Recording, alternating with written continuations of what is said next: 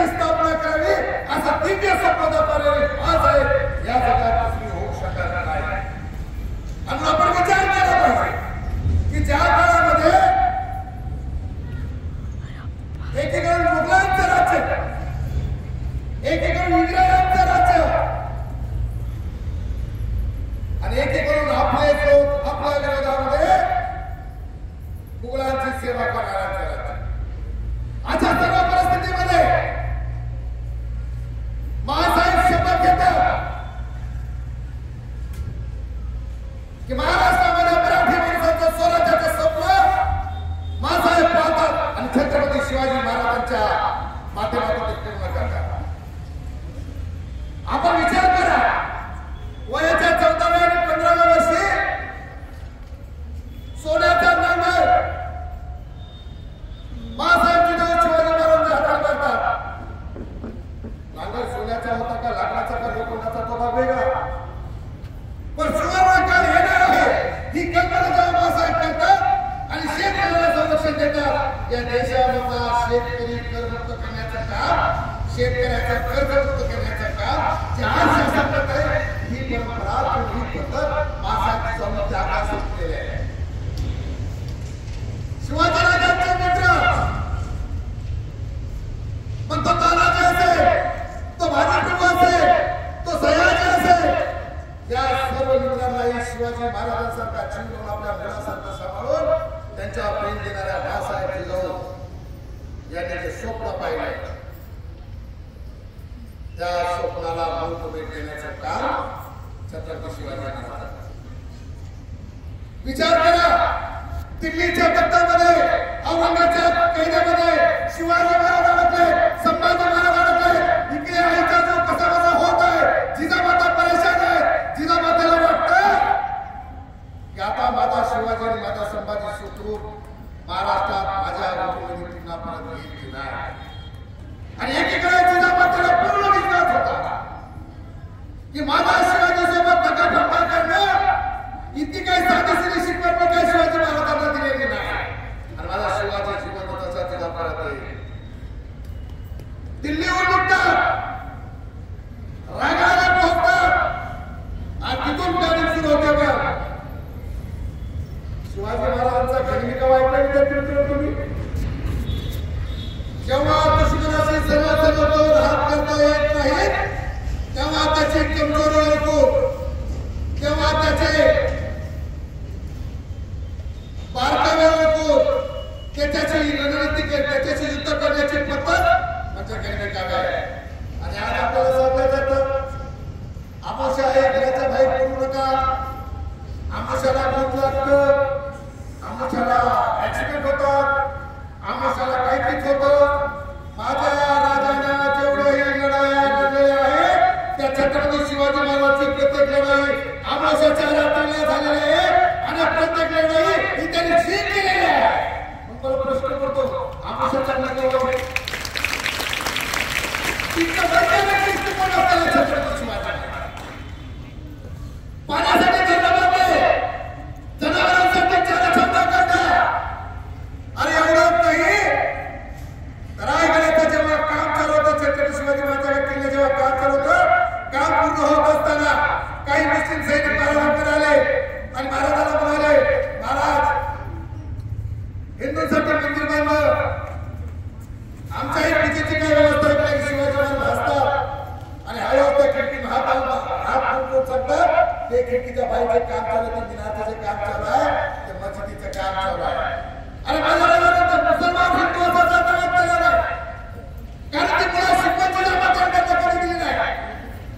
शिवाजी राजाचे अंगरक्षक असतील, जनावरांचे प्रमुख असतील, दवाखान्याचे प्रमुख असतील, तोफखान्याचे प्रमुख असतील, त्यांचे अंगरक्षक असतील, माझ्या माहितीनुसार सर्वात जास्त मुसलमान शिवाजी महाराजांचे विश्वास होते. एकीकडे ती परिस्थिती, मुसलमानाला आपल्या सोबत घेऊन स्वराज्याचं स्वप्न साकार करणारा राजा, आणि एकीकडे आजची परिस्थिती आपल्या शहरात हिंदू मुसलमान शिंदे सर आता कुस्त्याच्या पोरांच्या कुस्ती खेळताना बारकाईने पाहतो, एक पूर्व मुक्त करते हिंदूचं मुसलमानचं पूर्व बनत आहे, सर्व इसके साथ खेळतात. मुसलमानाच्या प्रगोटने हिंदूचा आत्मा त्यांचा पैसे सतत घेता हा कडवेपणा तुमच्या आमच्या झाला कुठून? छत्रपती शिवाजी महाराज वाचत असताना समजून घेत असताना बारकाईने आपण पाहिलं पाहिजे की शिवाजी महाराजांनी कधी जातीवाद केला नाही, कधी धर्मवाद केला नाही. शिवाजी महाराजांचा वाद होता तो राजेशाही विरुद्ध, सुलभाविरुद्ध, भ्रष्टाचाराच्या विरुद्ध, धर्माने जातीच्या नावावर ज्यांनी राजकारण केलं त्या व्यक्तित्व केले त्यांच्या विरोधामध्ये छत्रपती शिवाजी महाराज होते. आम्ही शिवाजी महाराज समजून घेत असताना आज हिंदूंना मुसलमान हिंदूंची भीती का वाटावी? यासाठी वाटावी की त्या काळामध्ये शिवाजी महाराजांच्याकडे मावळे होते. कोण होते? आज राजकारणामध्ये मावळे नसून काय झाले? कावळे आणि कावळे गाव पाकून घोषणा मारत असतात. कुणाचा कावळा कसं परत होतात वाईट लोकांपासून आपण सावध झालं पाहिजे.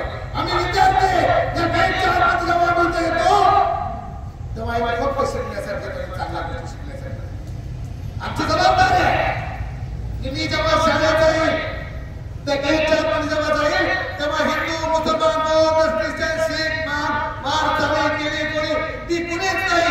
मी फक्त विद्यार्थी आहे आणि जोपर्यंत आपण घरमुक्ताना शाळेमध्ये येत असताना विद्यार्थी होऊन येणार नाही तोपर्यंत मला वाटत नाही की बालकांनो तुमच्यावर हे संस्कार आम्ही देण्यात यशस्वी होतील की नाही. मला प्रश्न पडतो शुक्रवार सके माझ्या वडिलांचे काही मुलं पडत येतात सर आज जुम्मा है मैं नमाज को जाऊं क्या? पर नको जाऊ म्हणा तिथे माझ्या परासर कामले सर नमाज को जाने नाही देते और कामले सर जातीवादी होते बरं जा म्हणा तो त्याग करू नका बाकीच्या पराला का नको. अनेक प्रश्न तर बाळांनो आपण शाळेमध्ये शाळा शिकण्यासाठी येत आहोत. शाळा ही शिकली पाहिजे. विद्यार्थ्यांनी ज्ञान अर्जन करण्यासाठी येतात, ज्ञान घेण्यासाठी येतात. ज्ञानाची भूक तुमची वाढली पाहिजे म्हणून तुम्हाला विनंती करायची आहे.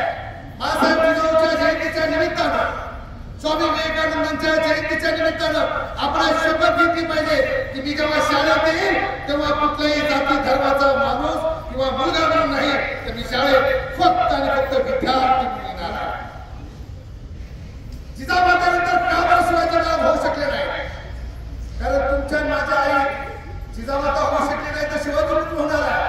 आजची परिस्थिती आहे शिवाजी महाराज जन्माला पाहिजे पण ते माझ्या घरात नको शेजारच्या घरात मान्य करायला त्यांच्या शिवाजी महाराजांच्या घरात जन्माला पाहिजे. म्हणजे काही झालं काय करायचं असेल मारायचं असेल भांडण घेत असेल मोर्चा करत असेल आंदोलन करत असेल तर शिवाजी तिथे जन्माला पाहिजे. आणि तुमच्या फोटो नाव ठेवायचं असेल शिवाजी आमच्या घरात झाला पाहिजे. म्हणून तुम्हाला विनंती करायचे आज आपण शपथ घेऊया. शिवाजी महाराजांच्या विचारांची शपथ घेऊ, जिजामातांच्या विचारांची शपथ घेऊ, स्वामी विवेकानंदांची शपथ घेऊ आणि ठरवू त्यापासून मी जगेल तर या देशासाठी आणि मरेल तर या देशासाठी. झालं जातीसाठी ज्यांना जातपात करायचे ते जातपात करतात, निवडून येतात, सत्तेत जातात आणि हस्तमध्ये जातात. एक मुलगा सांगण्याचा त्याच्या कन्यामध्ये स्टेटस असेल फोटो आहे की कुणाचा फोटो सांगणार नाही. सातवीचा मुलगा अठ्ठेचाळीस सर हे आमचा नेता आहे त्याच्या आमदाराचा फोटो त्याचे कुणाचा समजून जा. अरे भाऊ काय करायचं आमदार? एका कवितेत सुंदर 4 वेळा सांगतो तुम्हाला. कुणाचा बाप आमदार आहे, कुणाचा बाप आमदार आहे, कुणाचा बाप आमदार आहे, कुणाचा बाप नामदार आहे, कुणाचा बाप इनामदार आहे. पण मी छाती म्हणून सांगतो माझा बाप इमानदार आहे. आणि इमानदारचे शिक्षण घेतलं पाहिजे. म्हणजे आमचा बाप कोण आहे तर आमच्या वडील असेल कोणी तर शिक्षक आहे, आमची आई जर कोणी असेल तर शिक्षिका आहे. आम्हाला आमच्या शिक्षिकेमध्ये जिजामाता शब्द आली पाहिजे. पण जिजामाता त्यांच्या आई होत्या शिवाजी महाराजांच्या तरी त्या शिक्षिका होत्या, त्यांना शिकवणाऱ्या होत्या. ते संस्कार असतील, ठाण मानवर असेल, घोडेबाज असेल, युद्ध कला असेल. आम्हीही आता आमच्या शिक्षेमध्ये जिजामाता शोधली पाहिजे. आमच्या ते एखाद्या शिवाजी निर्माण झाला पाहिजे. आम्ही आमच्या शिक्षकांमध्ये बाप शोधला पाहिजे, भाऊ शोधला पाहिजे, पिता शोधला पाहिजे, पप्पा शोधले पाहिजे, डॅड शोधले पाहिजे, डॅडी शोधला पाहिजे. त्याच्यात शोधलं पाहिजे ना. त्यांच्याकडे आम्हाला संस्कार घ्यायचे ना. आणि त्यांच्याकडून जर तुम्हाला घ्यायचं असेल तर आपल्याला नम्रता शिकावं लागेल.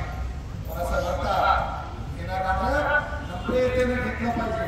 काहीतरी गुरुद्वारा योगाला आदर करण्याचे गुरुद्वारा सर तिथे कोणी आपल्यासाठी आपण एक आसन करतो आणि हातात येतात लंगर लंगर लंगर पैसा ती नम्रता असली पाहिजे.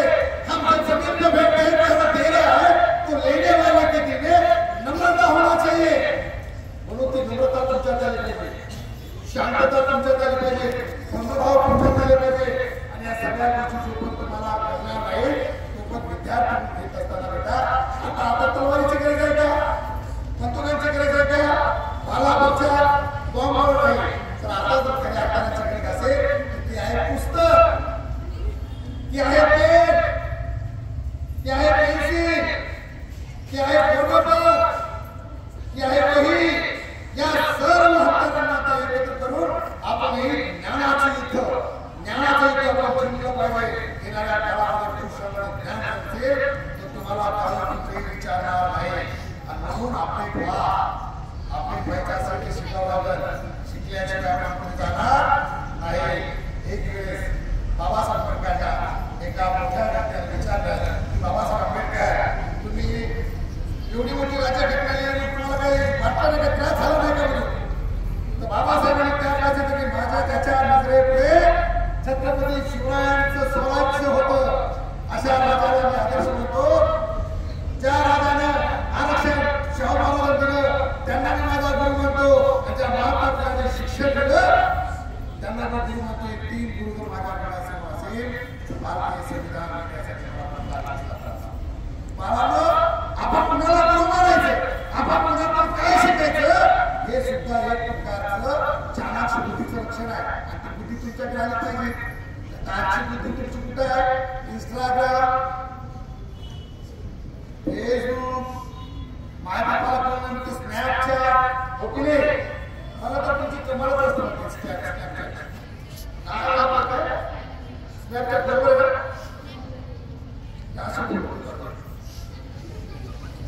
काय प्रकार काही त्रास होता काय तुला पण काही वाढ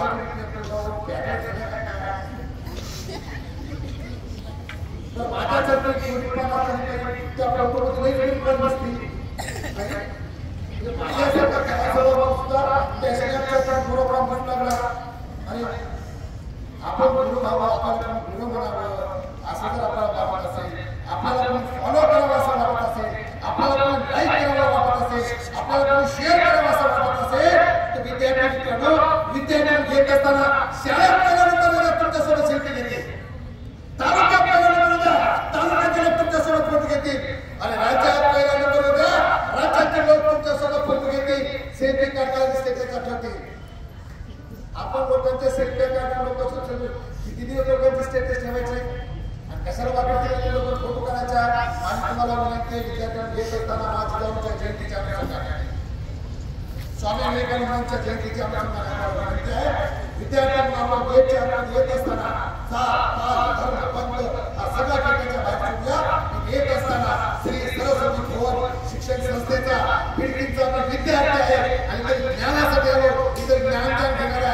आणि माझ्या शाळेचं, माझ्या परिवाराचं, माझ्या तालुक्याचं नाव महाराष्ट्रात देशात मोठं करेल एवढं तर सुंदर स्वप्न शाळेमध्ये आता आपल्याला